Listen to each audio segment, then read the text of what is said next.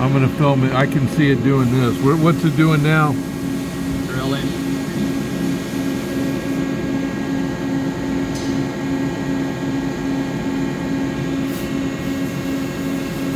You can look at the programs. There's a pack cycle.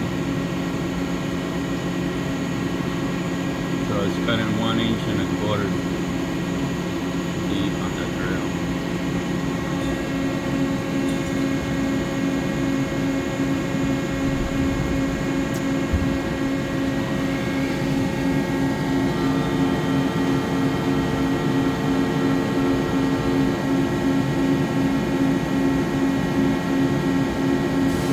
The coolant coming on the back, you can plug the back holder so it gives more pressure to the drill if you want. Okay. You do that in the program or manually?